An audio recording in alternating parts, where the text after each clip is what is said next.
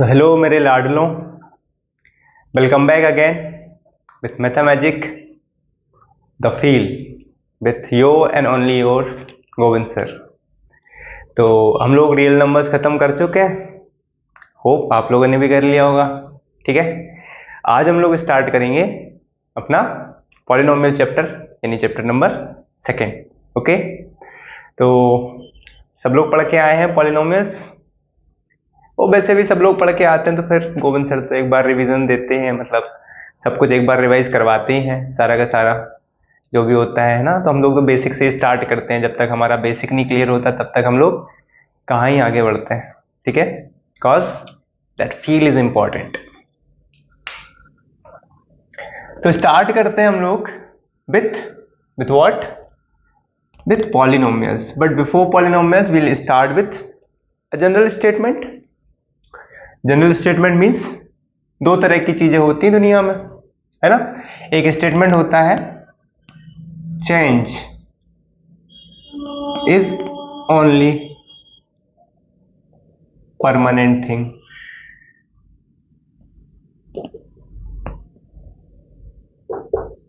We says nothing is permanent, but this change is always permanent. हाँ, so change is nothing. Actually, change is nothing. Then, if I say change is permanent, and we also say nothing is permanent, so actually change is nothing, और nothing is change. खैर, हम mathematics में आते हैं कहाँ, हम लोग philosophy की क्लास में जा रहे हैं, है ना। चलो भैया, change is only permanent thing. अगर change is only permanent thing है तो देख लेते हैं, है ना। क्या क्या होते हैं दुनिया में, दो तरह की चीजें होती हैं। एक होती हैं चेंजिंग थिंग, जिनको हम लोग बोलते हैं वेरिएबल, और एक होती है कांस्टेंट थिंग। क्या होती है? चेंजिंग थिंग और कांस्टेंट थिंग। चेंजिंग थिंग्स जिनको हम लोग वेरिएबल बोलते हैं, कांस्टेंट थिंग जिनको हम लोग कांस्टेंट बोलते हैं। इसमें क्या चीज, इसमें कैसे, आपको पता है कितने मार्कर हैं? बोलो 3, 2 है ना। इसको हटा लूं, 1 है। अगर मैं 1 बोलूंगा तो सबको समझ में आता है कि मैं एक ही मार्कर की बात कर रहा हूं। अगर मैं 2 बोलूंगा तो सबको पता है कि 2 मार्कर हैं। अगर मैं इनको कहीं भी लेकर के जाऊंगा, इधर उधर इधर उधर कहीं भी लेके जाऊंगा, ये 2 हमेशा 2 बने रहेंगे, कहीं पर भी इनकी वैल्यू 1 नहीं होगी। और अगर मैं इसे एक मार्कर को लेके आऊंगा तो हर जगह ये एक ही मार्कर बना रहेगा, कहीं पे भी इसकी वैल्यू 2 नहीं होगी। ठीक है। सो एक्चुअल में ये क्या है, ये जो कांस्टेंट है इसके अंदर, वो क्या है? वो इसका नंबर है। नंबर इज ऑलवेज कांस्टेंट, यानी कि 1 2 3 4, ठीक है, पाई p √2 0 etc. These all are constant. अब आपने देखा होगा, आपने कई बार अलजेब्रा के कई क्वेश्चंस में वैल्यू निकाली x की। कहीं पर x की वैल्यू 3 आ जाती है, कहीं पर x की वैल्यू 5 आ जाती है, कहीं पर x की वैल्यू 7 आ जाती है, कहीं पर x की वैल्यू पाई आ जाती है, कहीं पर x की वैल्यू a भी आ जाती है,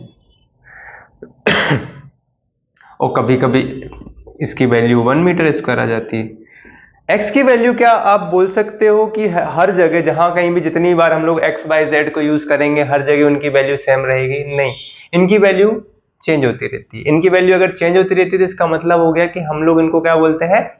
वेरिएबल्स बोलते हैं। Variable are something that always varies, जो हमेशा बदलता रहता है। Constant is something with which we are sure about that it will not change its value anywhere, है ना। ये सच्चा दोस्त होता है, ये हमेशा काम आता है, ऑलवेज। ये अकॉर्डिंगली, ये मन की तरह होता है हमारा, है ना। मन की तरह होता है का मतलब ये अवसरवादी होता है, ये अकॉर्डिंगली ना चेंज कर लेता है अपना मूड। ठीक है, जैसे कि क्या होता है कि वेरिएबल्स क्या होते हैं हमारे मन की बात में क्यों कर रहा हूं, जैसे एक बार क्या था, एक गधा था और उसका एक मालिक भी होगा, ऑफ कोर्स एक मालिक होगा। तो वो बाहर खड़ा हुआ था, एक दुकान के वाइन शॉप के बाहर खड़ा हुआ था, मालिक लेके गया होगा। तो सडनली जैसे वो वाइन शॉप से बाहर आता गधे का मालिक, वो देखता है कि गधे के ना एक तरफ से एक तरफ ना किसी ने यूं करके पुताई कर दी है गधे के। अब एक तरफ का गधा जो था ब्लैक कलर से पुता हुआ है, दूसरे साइड व्हाइट कलर का था।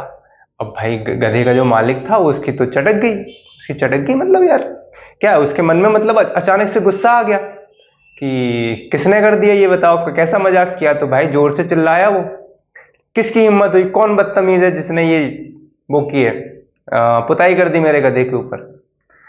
तो आता है भाई एक बड़ा सा एक 6 फुट का आदमी, अच्छा खासा हट्टा कट्टा एक व्यक्ति खड़ा हो जाता है, कहने लगा मैंने करी है।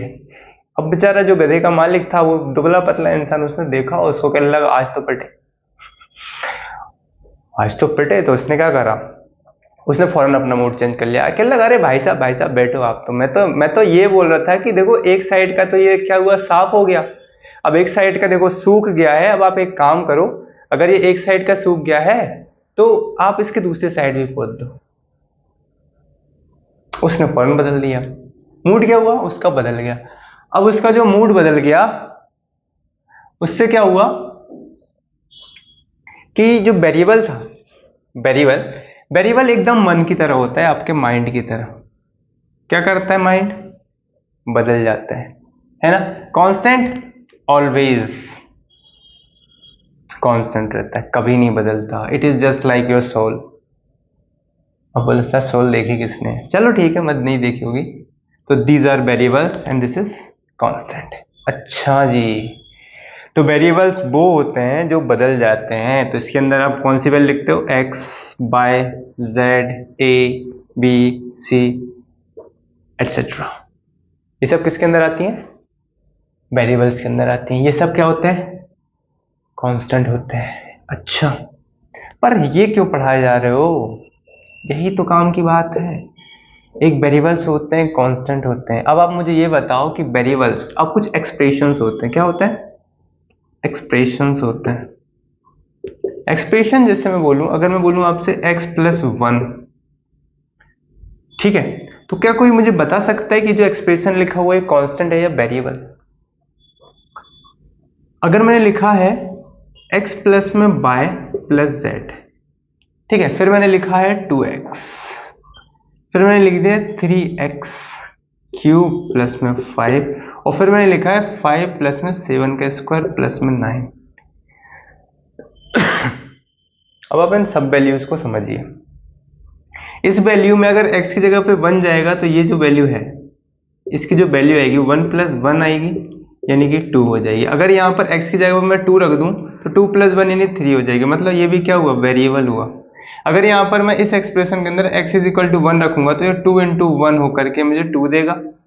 और अगर मैं यहाँ पर x की जगह पर 2 के x की जगह पर अगर मैं 3 रख दूं तो मुझे 2 इंटू 3 यानी कि 6 दे देगा। मतलब ये भी कैसा है, वेरिएबल है। अगर यहाँ पर मैं x बाय z तीनों की वैल्यू चेंज कर करके रखता जाऊं तो मुझे हर बार एक नई चीज मिलेगी।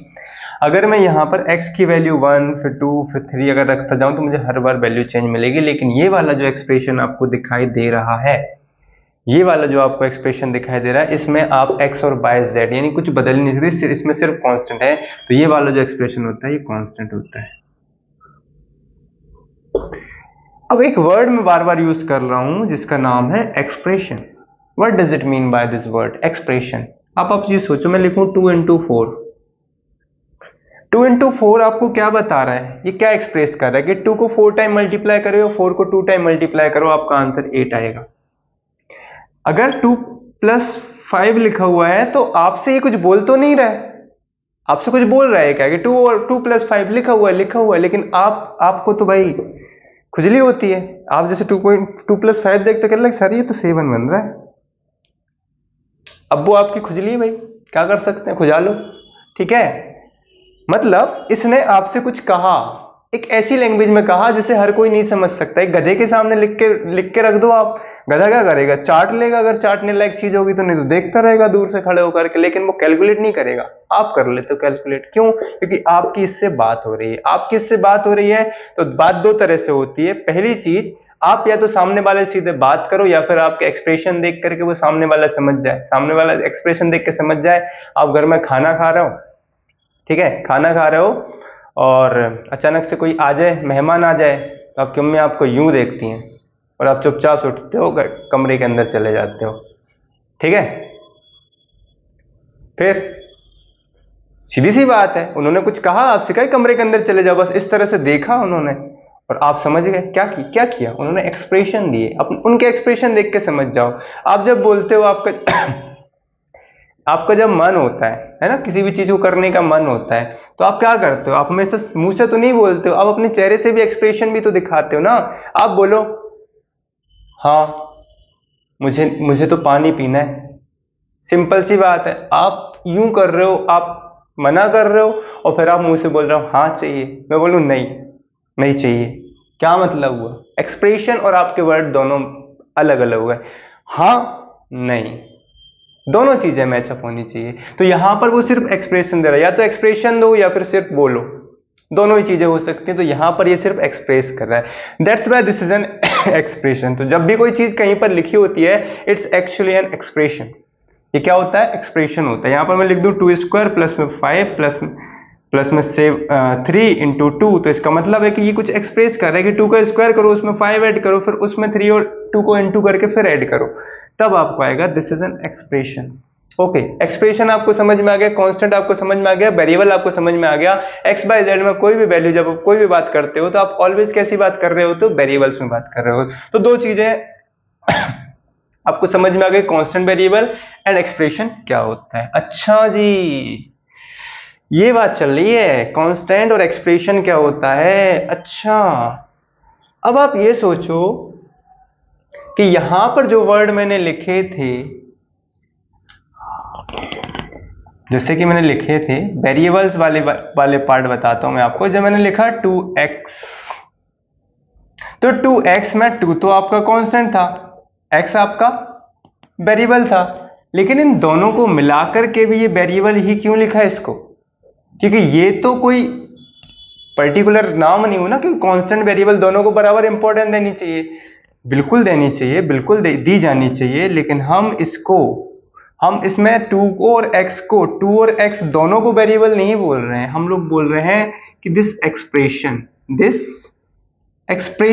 Is variable, this expression is variable, ना कि x और 2 दोनों वेरिएबल है। नहीं, 2 और x से मिलकर के जो एक्सप्रेशन बना वो वेरिएबल है। अच्छा, तो मतलब आपने जब 2 प्लस में x लिखा था, तो आपने 2 को वेरिएबल नहीं बोला था, नहीं। आपने x कांस्टेंट नहीं बोला था, नहीं। लेकिन आप किसकी बात कर रहे थे जब आपने वेरिएबल बोला, तो आप किसकी बात कर रहे थे, 2 की या x की? नहीं, मैं 2 और x से मिला हुआ इस एक्सप्रेशन की बात कर रहा था। सर ऐसे तो कंफ्यूज हो जाएंगे, कुछ बताओ ना, कुछ इजी चीज बताओ ना। इजी चीज बता दूं? चलो इजी चीज बता देता हूं। तो इसका हम कुछ नाम दे देते हैं। ओके, क्यों नाम दे देते हैं? नाम देने की आवश्यकता क्या है? नाम देने की आवश्यकता है नाम देने की आवश्यकता है। जब भी कभी आपका when constant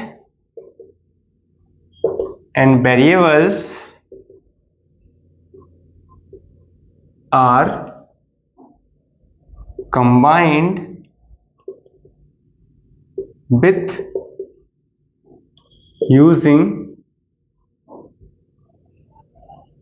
algebraic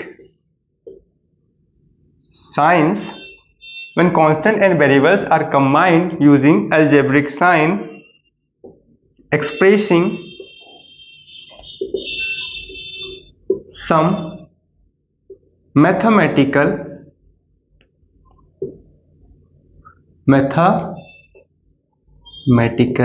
sir mathematical लिख दो ना, कितना अच्छा लगेगा। नहीं भैया अभी वो कॉपीराइट नहीं है अपने पास, ठीक है। Expressing some mathematical operation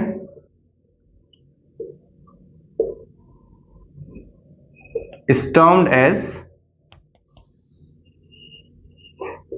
algebraic expression। algebraic expression क्या बोलते हैं भैया? algebraic expression। so algebraic expression क्या होता है? जो कांस्टेंट वेरिएबल से मिलके बनता है। कांस्टेंट वेरिएबल से मिलके बनता है मतलब कांस्टेंट भी होंगे, वेरिएबल भी होंगे। जी सर, x² प्लस में 5x प्लस में 3 x प्लस बाय प्लस में z। सर इसमें तो कांस्टेंट है ही नहीं, सबको 1 मान लो ना, 1x 8 1x 1z 1 तो आ ही रहा है ना। 1 को हम लोग लिखते थोड़ा ना, अगर 1x लिखा हुआ तो इसको 1x को 1x थोड़ा ना लिखते हैं, हम x ही लिखते हैं। x कितने 1x है, 2x आगे तो हाँ भाई गजब हो गया, तो 2x लिखोगे आप, इसको 2x बोल दोगे। 1x को लिखा नहीं जाता, जब भी कभी आपके पास में अगर x लिखा हो तो उसका मतलब 1x ही होता है, याद रखना। ओके, बहुत शानदार, बहुत बढ़िया। तो these all are expression because they are expressing some operation. which operation? Mathematical operation. तो इसको हम लोग बोलते हैं क्या? This is an expression, algebraic expression. Algebraic expression मतलब जिसमें कांस्टेंट भी होंगे, वेरिएबल्स भी होंगे। जो मैं बता रहा था जनरलाइजेशन, जहां पर x बाय z आ जाते हैं, abc आ जाते हैं, ये वही चैप्टर है आपका जो कि आपके लिए एक्सप्रेशंस बताता है। अच्छा जी, ये हो गया। अच्छा सर हो गया, हाँ हो गया। अब हम कुछ चीजों को हम लोग डिफाइन करते हैं, टर्मिनोलॉजी पढ़ लेते हैं इसकी। टर्मिनोलॉजी पढ़ लेते हैं का मतलब होता है कि टर्मिनोलॉजी क्या होती है, किस तरह की होती है, किस तरह से वर्क करती है, उस पर हम लोग जरा बात कर लेते हैं। क्या बात कर लेते हैं? Change is permanent. Okay,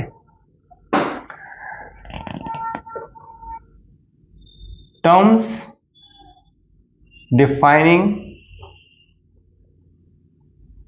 algebraic expression.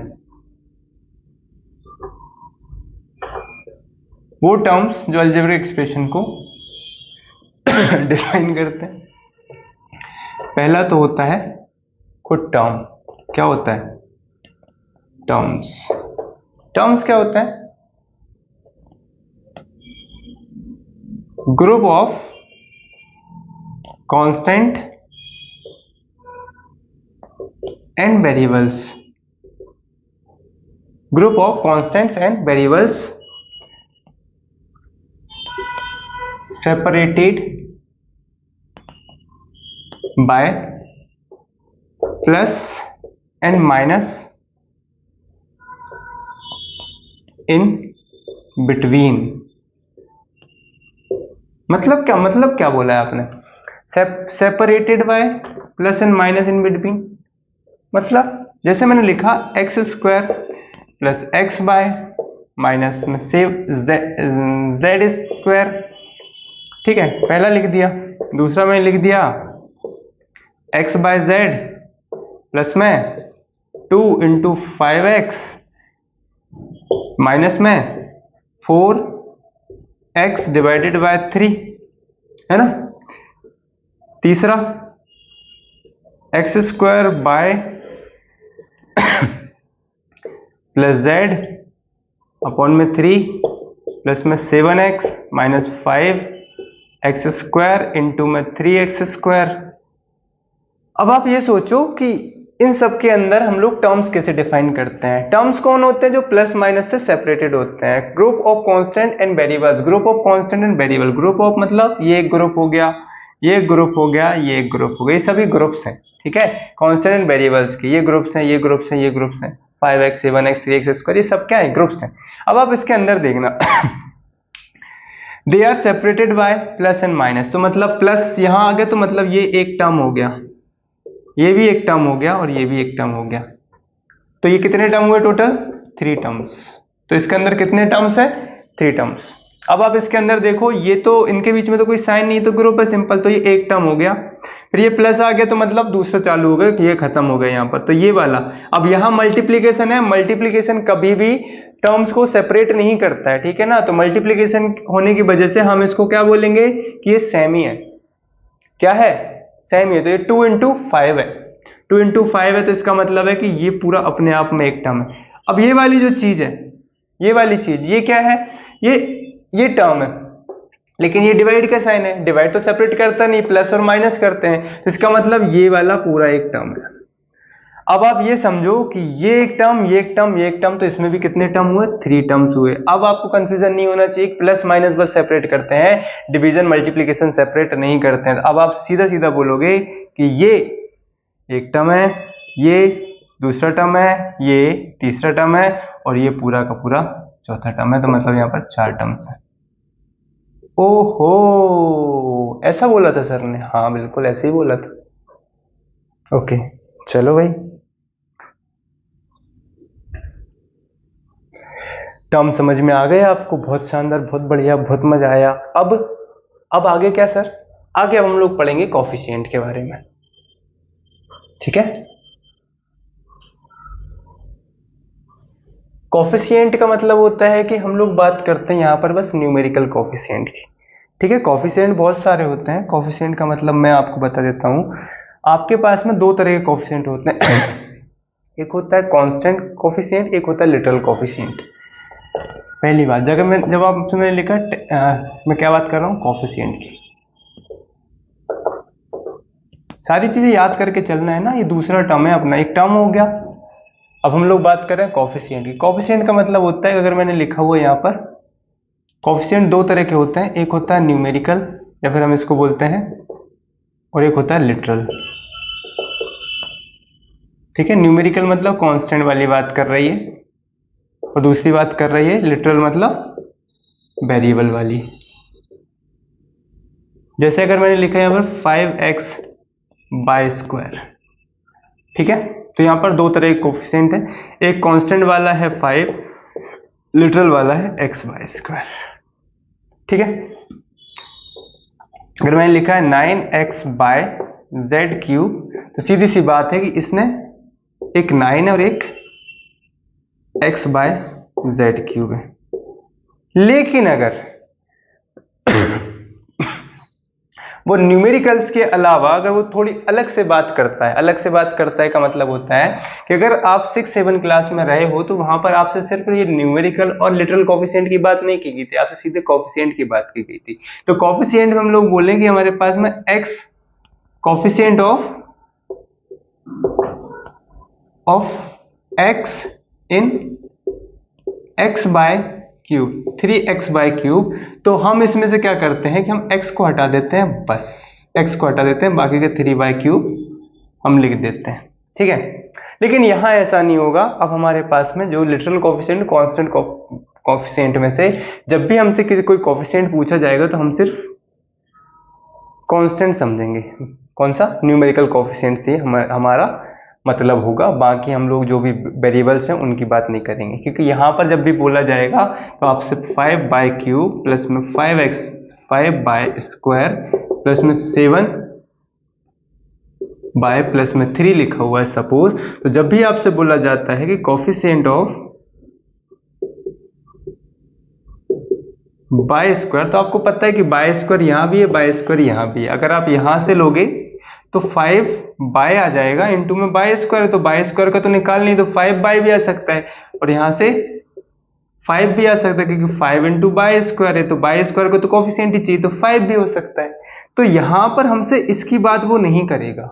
उसके कहने का मतलब ये 5 ही है, यानी कि हमें वो कोफिशिएंट बताओ जो बाय स्क्वायर के साथ है, ना कि जिन जिन में बाय स्क्वायर है। बाय स्क्वायर यहां भी है ना, बट हम लोग निकालेंगे नहीं, हम लोग सिर्फ इस टर्म की बात करें, तो पर्टिकुलर टर्म की बात करेंगे जिसमें बाय स्क्वायर है, उसका कोफिशिएंट बता दो आपको। आगे आपको बात समझ में? चलिए आगे चलते हैं। तो कोफिशिएंट आपको समझ में आ गया कि जो न्यूमेरिकल वैल्यू होती है किसी भी टर्म्स के साथ में। अच्छा जी, ओहो कितनी शानदार बात कही सर आपने, मुझे ही आ गया। Okay,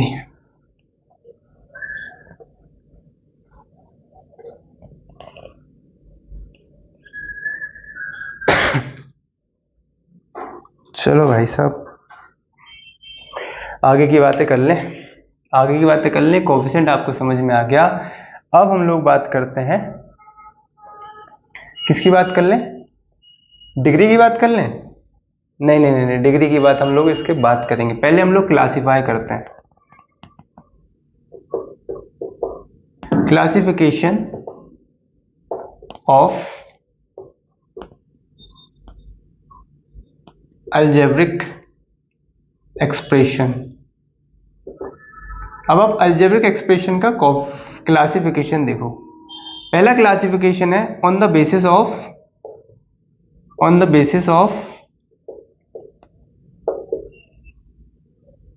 terms. On the basis of terms का मतलब हो गया कि टर्म्स के बेस पर आप कैसे क्लासिफाई करते हो। किसको क्लासिफाई करते हो? अलजेब्रिक एक्सप्रेशन का। तो हम लोग इधर लिखते हैं नंबर ऑफ टर्म्स, ठीक है, यहां पर लिखेंगे name name of algebraic expression, इधर लिखेंगे एग्जाम्पल, ठीक है ना, क्या लिखेंगे, एग्जाम्पल। अच्छा जी, पहला लिखेंगे हम लोग नंबर ऑफ टर्म्स अगर 1 हो, अगर एक ही टर्म हो तो हम उसको बोलते हैं मोनोमियल। क्या बोलते हैं, मोनोमियल। फिर एग्जाम्पल x बाय, ठीक है, z 3x x की power 3 by raise to the power 4 root 5x। याद रखना ये रूट 5 पर है, x पर नहीं है, ठीक है, एटसेट्रा। सब में कितने टर्म्स हैं, एक ही टर्म है, एक ही टर्म है मतलब अगर माइनस भी आ जाता है तो भी एक ही टर्म है, ठीक है ना, लेकिन यहाँ पर कॉमन लगाओ, ये अलग है, ये अलग है। -3x भी हो सकता है, कोफिशिएंट तो चेंज होते रहते हैं। तो ये हो गया एग्जाम्पल, ठीक है, किसके, मोनोमियल के। अच्छा जी, दूसरी बात करते हैं। दूसरी बात क्या है, अगर दो टर्म हो जाए तो क्या बोलोगे उसको, बाइनोमियल पढ़ते हैं हम लोग। क्या पढ़ते हैं, बाइनोमियल पढ़ते हैं। बाइनोमियल मतलब क्या होता है, जिसमें दो टर्म होते हैं। दो टर्म मतलब जैसे x प्लस बाय हो गया, x की पावर 100 हो गया, प्लस में बाय हो गया, x की पावर 100 लिख दिया, प्लस में 35 लिख दिया, बाय 2y कर दो, प्लस में 3z कर दो। दो दो टर्म है सब में, एटसेट्रा कर दो आगे। सब में जहां दो टर्म दिखे वहां पर बाइनोमियल हो गया। प्लस माइनस दोनों में हो सकता है, जो भी दिखे आपको, क्योंकि प्लस माइनस से सेपरेट होता है। तीसरा होता है कि जिसमें 3 टर्म हो जाए तो उसको आप ट्राइनोमियल बोल देते हो। क्या बोल देते हो, ट्राइनोमियल। ट्राइनोमियल यानी x plus by plus Z, x square plus में बाय एक्स प्लस में बाय स्क्वायर, ठीक है। तो ये सब हो गए आपके ट्राइनोमियल के एग्जांपल। अब होता है एक चौथा भी होता है जिसको हम लोग बोलते हैं कि मोर देन 3, मोर देन 3, इसको हम लोग बोलते हैं मल्टीनोमियल। क्या बोलते हैं, multinomial. What is the meaning of multinomial, जिसमें मोर देन 3 टर्म, तो 4 टर्म हो सकते हैं, 5 टर्म हो सकते हैं। एक्स क्यूब प्लस में बाय स्क्वायर प्लस में जेड प्लस में 7, x by z, z x square by square z square etcetera. 6 term हो गए, 7 टर्म हो गए, 5 टर्म हो गए। इन सबको हम लोग क्या बोलते हैं, मल्टीनोमियल्स। सर पॉलिनोमियल नहीं आया, आएगा, टाइम लगेगा, थोड़ा सा टाइम है ना, टाइम दो मुझे, समय की थोड़ी सी जरूरत है अभी मुझे, ठीक है भाई साहब। इसके साथ में आपको एक इंपॉर्टेंट चीज बता देता हूं, degree. What is degree, degree क्या होती है, डिग्री का मतलब होता है maximum power of an expression. Power किसकी, पावर, पावर ऑलवेज वेरिएबल की काउंट होती है।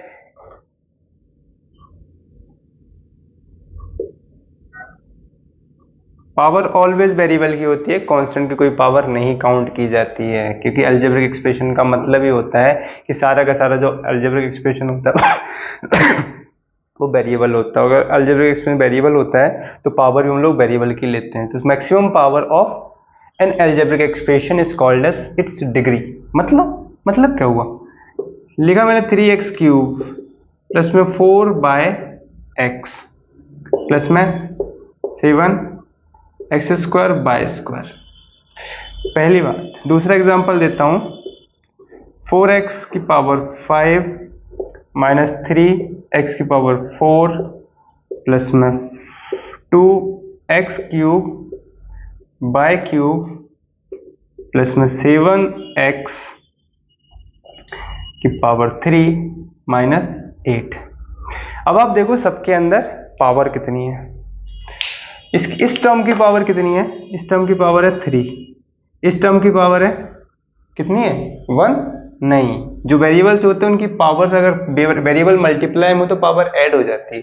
जैसे इस y की पावर 1 है और x की पावर 1 है, दोनों मल्टीप्लाई में तो इस टर्म की पावर हुई 2। यहां पर ये दोनों वेरिएबल मल्टीप्लाई में है तो इन दोनों की पावर 2 + 2 कितना हो जाएगा, 4 हो जाएगा। मतलब इस एक्सप्रेशन की डिग्री क्या हुई, जो मैक्सिमम पावर है कितनी हुई, डिग्री 4। डिग्री 4 क्यों, क्योंकि इसकी पावर 3 है, इसकी पावर 2 है, इसकी पावर 4 है, इसलिए डिग्री कितनी हुई, 4। अच्छा, ऐसा कुछ थोड़ा थोड़ा समझ में आया। चलो यहां पे देख लेते हैं, इसकी डिग्री इसकी पावर है 5, इसकी पावर है 4, इसकी पावर है 6, इसकी पावर है 3, इसकी पावर है 0। सबसे बड़ी पावर 6 है, मतलब डिग्री क्या हुई, 6। अब आया समझ में, हाँ sir. So the maximum power और the biggest power of an expression is called as its degree. क्या बोलते हैं, डिग्री बोलते हैं। तो पहला क्लासिफिकेशन आपने देखा on the basis of terms. अब हम लोग जो पढ़ने वाले हैं क्लासिफिकेशन वो पढ़ेंगे हम on the basis of degree, the maximum power of an expression. चलो नोट डाउन कर लो फटाफट, इसको फिर मिटा देता हूं मैं।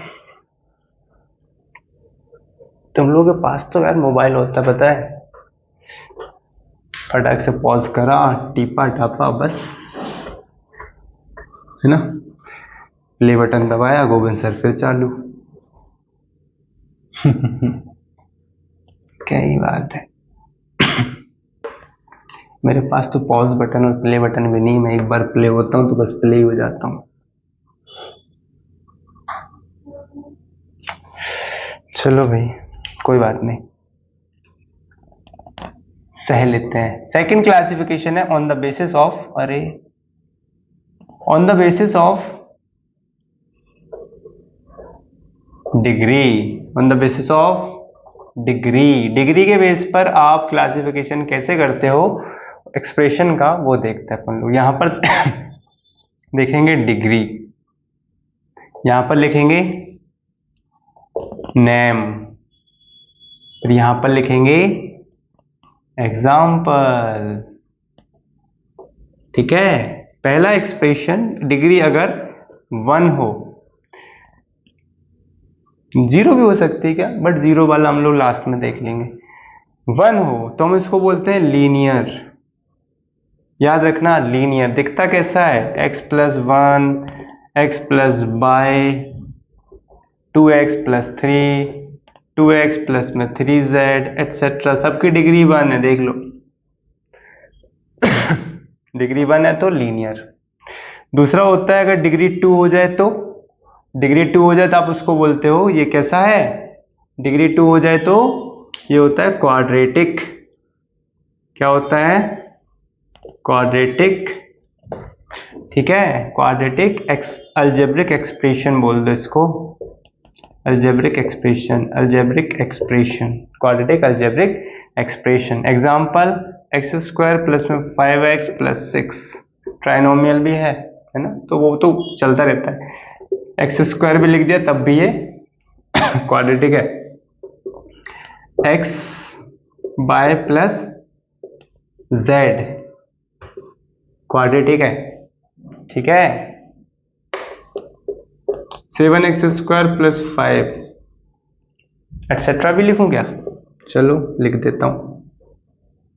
थर्ड, अगर 3 हो जाए पावर तो क्या बोलते हो, क्यूबिक बोलते sir, cubic, cubic algebraic expression. मतलब x³, हाँ सर, 3/3, हाँ सर, प्लस में 5 कर दूं चलेगा, x² y + z + 3 क्यूबिक है, यस सर। हाँ, डिग्री तो हो गई 3। चलो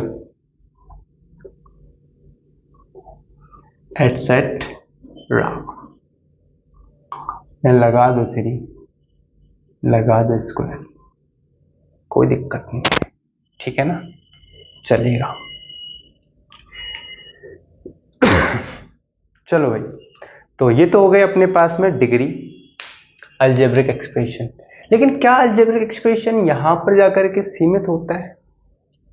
नहीं, अलजेब्रिक एक्सप्रेशन ये वो अलजेब्रिक एक्सप्रेशन है जो आपने अभी तक 8th क्लास तक पढ़ा है। 9th क्लास में वो आपसे इतनी छोटी मोटी बातें करते ही नहीं है। 9th क्लास में आपको बड़ी चीज देता है। आपको दिया यहाँ पर उसने, आपको अभी तक पढ़ाया उसने मोनोमियल, बाइनोमियल, ट्राइनोमियल, मल्टीनोमियल। उसने पढ़ाया आपको लीनियर, क्वाड्रेटिक, क्यूबिक, सारे अलजेब्रिक एक्सप्रेशन। अब यहाँ पर वो एक नई चीज इंट्रोड्यूस करवाता है आपको 9th क्लास में। क्या? वो आपसे एक डेफिनेशन लिखवाता है। कौन सी डेफिनेशन लिखवाता है? कि अलजेब्रिक एक्सप्रेशन को कभी वो रूट में बर्दाश्त नहीं करता है।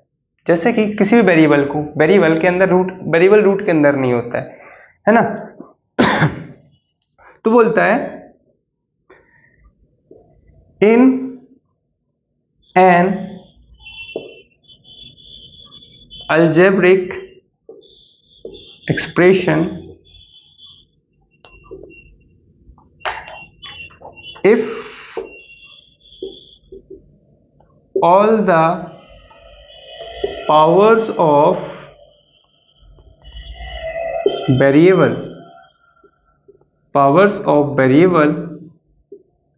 are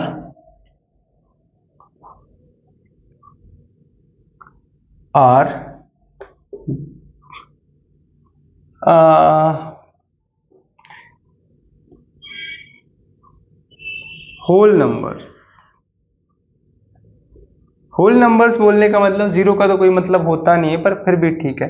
होल नंबर्स, सारी की सारी जो पावर्स होती हैं वेरिएबल के ऊपर वो कैसी होती है? होल नंबर्स होती है। होल नंबर्स होने का मतलब होता है कि 0 हो सकती है, 1 हो सकती है, 2 हो सकती है, 3 हो सकती है, लेकिन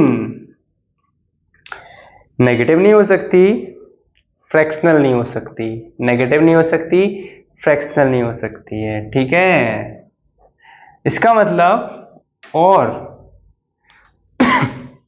होल नंबर्स में है, और दूसरे वर्ड में बोलें और वेरिएबल्स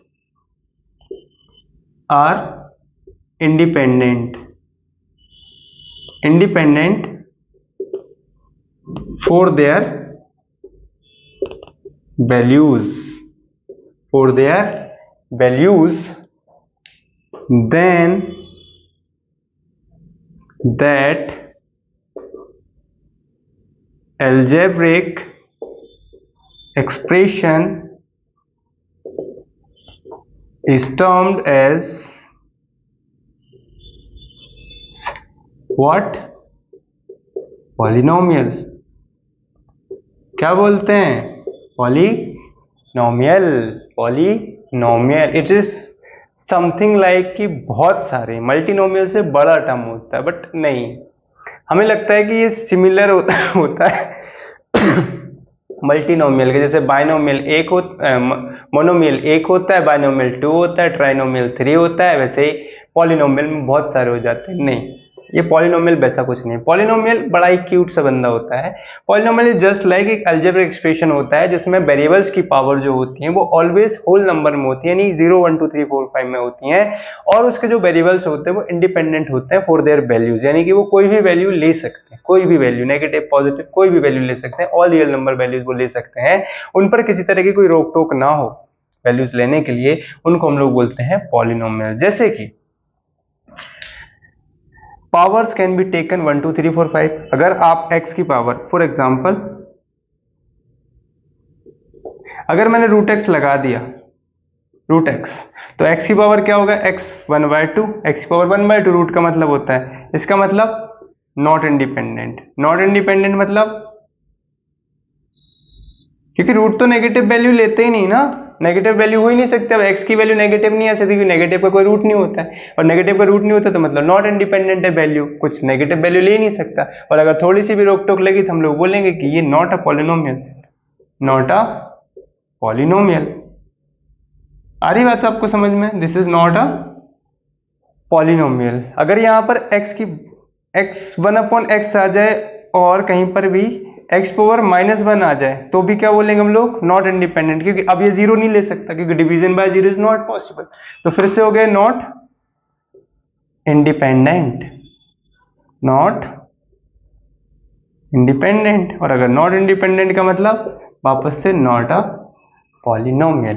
तो x की पावर ना तो फ्रैक्शनल हो सकती है ना ही रेसिप्रोकल हो सकती है, ठीक है। तो x की पावर ना तो नेगेटिव हो सकती ना ही फ्रैक्शनल हो सकती है। That's why x should be 0 1 2 3 4 5 6। इस टाइप का कोई भी वैल्यू जो भी होगी उसको हम लोग पॉलिनोमियल बोलेंगे। तो क्या इनमें से सारे पॉलिनोमियल हैं? यस। क्या ये सारे पॉलिनोमियल हैं? यस। क्या ये सारे भी पॉलिनोमियल हैं? यस। क्या बाइनोमियल, मोनोमियल, ट्राइनोमियल, मल्टीनोमियल जो हम लोग पढ़ करके आए थे वो सब भी पॉलिनोमियल थे? Yes. All are polynomials. Monomial is a polynomial. Binomial is a polynomial. Trinomial is a polynomial. Multinomial is a polynomial. ठीक है? Polynomial is also polynomial. Linear, quadratic, cubic, quintic, biquadratic. ठीक है? सारे के सारे जितने भी होते हैं ये सब के सब हमारे कैसे होते हैं? पॉलिनोमियल होते हैं, provided that their power should be 0 1 2 3 4 5 6 7 8। किसकी पावर? x की पावर होनी चाहिए। नंबर कुछ भी होगा, अगर नंबर अगर यहाँ पर इन केस अगर कुछ नंबर दिया होता ना, जैसे कि यहाँ पर √2 दिया होता और यहाँ पर x लगा दिया होता तो √2 चलेगा, उसको कोफिशिएंट हो सकता है कुछ भी, तो ये चलेगा। Yes, this is an polynomial, this is a polynomial. अगर उसने x अपॉन में 3 कर दिया होता तो 3 की पावर चलेगी, उसको 3 रेसिप्रोकल में हो सकता है, तो यस इट इज पॉलिनोमियल। लेकिन अगर उसने 3 अपॉन में x कर दिया होता तो हम लोग बोलते हैं नो, ये ना चल बे, ये ना चलेगा, 3 के अपॉन में x ना होगा भाई साहब। अगर x की पावर 3 अपॉन 2 कर दी उसने तो हम लोग बोलेंगे नो, ये नहीं चलेगा। हाँ, लेकिन अगर उसने 3 अपॉन 2 की पावर 3 अपॉन 2 कर दिया लेकिन x साइड में रख दिया तो हम बोलेंगे yes it is a polynomial. Coefficient numerical value कुछ भी हो, बस रियल नंबर वैल्यू होनी चाहिए। तो हम लोग क्या करते हैं, हम लोग सिंपल सी बात करते हैं कि हम पॉलिनोमियल की डेफिनेशन तो आप अब लिख ही लोगे, ये वाली चीजें आपने लिख ही ली हैं। अब मैं आपको पॉलिनोमियल का एक जनरल स्टेटमेंट बता देता हूं कि पॉलिनोमियल होता क्या है, ठीक है। उसके साथ ही हम लोग ये वाला लेक्चर हम लोग खत्म करेंगे, ठीक है। पॉलिनोमियल का एक जनरल स्टेटमेंट जो होता है वो ये होता है कि हम लोग जनरली पॉलिनोमियल को डिनोट किससे करते हैं? पॉलिनोमियल को हम लोग डिनोट करते हैं px से। px, ये px क्या होता है कि पॉलिनोमियल ऑफ वेरिएबल x। अगर मैंने t लिखा हुआ है तो इसका मतलब होता है पॉलिनोमियल ऑफ वेरिएबल t। अगर मैंने p यहां पर लिख दिया एक टिल्लू तो इसका मतलब यहां पर पॉलिनोमियल ऑफ वेरिएबल टिल्लू। अगर यहां पर मैंने लिख दिया p पॉलिनोमियल ऑफ कालिया तो इसका मतलब हो गया कि पॉलिनोमियल ऑफ वेरिएबल कालिया। समझ में आ रहा है? तो यानी इसका कहने का मतलब अगर मैंने px लिखा हुआ तो मैं लिखूंगा ax की पावर n प्लस bx की पावर n-1 प्लस में cx की पावर n-2 और ऐसे से पावर खत्म होने के बाद में ऐसे आगे तक चलता रहेगा। हम इसको ऐसे जनरली डिनोट करते हैं। ये वही पावर है कि जहां पर a b c कौन होंगे? a b c belongs to real numbers और n क्या है? n belongs to integers. n belongs to integer बोल सकते हो आप या फिर आप बोल सकते हो n belongs to whole number, ठीक है। n क्या है? होल नंबर को बिलोंग करता है। ये वाली बात आपको क्लियर है? तो जब भी मैं अगर यहाँ पर मान लो यहाँ पर मैं a की वैल्यू कुछ भी रख दूं रियल वैल्यू, अगर मैं यहाँ पर √5 लेकर के चलूं और x की वैल्यू होल नंबर मैंने 10 लिख दी तो फिर इसके बाद में क्या आ जाएगा, यहाँ पर रूट भी कुछ भी हो सकता है, कोई भी रियल वैल्यू हो सकती है।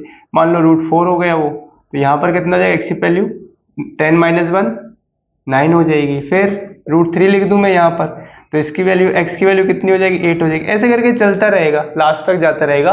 तो this is all about the polynomial. तो पॉलिनोमियल को आप ऐसा भी लिख सकते हो या और भी छोटा लिख सकते हो, जैसे कि ax² प्लस में bx प्लस c, ठीक है। और छोटा अगर आपको लिखना हो तो आप सिंपल लिख सकते हो ax प्लस b, ठीक है। अब इससे छोटा क्या है, इसमें तो वेरिएबल ही गायब हो जाएगी, लेकिन वेरिएबल की पावर ऑलवेज क्या रहेगी? होल नंबर रहेगी, ठीक है ना। अच्छा, pt लिखा होता तो आप t में बना दो यहाँ पर मैं 6t क्यूब कर देता हूँ प्लस में 2t² कर देता हूँ प्लस में t कर देता हूँ प्लस में 1 कर देता हूँ, चलेगा। यहाँ टिल्लू लिखा हुआ है तो मैं यहाँ पर लिखना 2 टिल्लू raise to the power 2 plus में 5 टिल्लू प्लस 3 लो साहब, कालिया बोला है तो मैं यहां पर कालिया लिख देता हूं, कालिया लिख देता हूं का मतलब ये हो गया 3 कालिया +1। लो, this is all about the polynomial. लेकिन पॉलिनोमियल की जो पावर होती है उस पर आप विशेष तौर पर ध्यान रखें। तो all algebraic expressions are not polynomial but all polynomials are algebraic expression. ठीक है, all polynomials are algebraic expression but not all algebraic expressions are polynomials। Hope आपको आज का बेसिक लेक्चर समझ में आ गया होगा। नेक्स्ट लेक्चर में हम लोग एनसीईआरटी की कुछ एक्सरसाइज जो भी है, पहली एक्सरसाइज वो अपन लोग निपटा देंगे। शायद आप लोग कर ही दोगे अब इसके बाद में, तो फिर हम लोग इसके बाद में एनसीईआरटी की पहली एक्सरसाइज कर लूंगा। शॉर्ट वीडियो का, एक 10 मिनट का वीडियो, 10 मिनट भी मुश्किल से लगेंगे उसके अंदर, 10 मिनट का एक वीडियो डाल दूंगा मैं। उसके अलावा उसमें और कुछ अगर इंट्रोडक्शन देने के लायक होगा तो वो अपन समझ लेंगे। ठीक है, टिल देन कीप वॉचिंग, पढ़ते रहो। Have a good night, bye bye.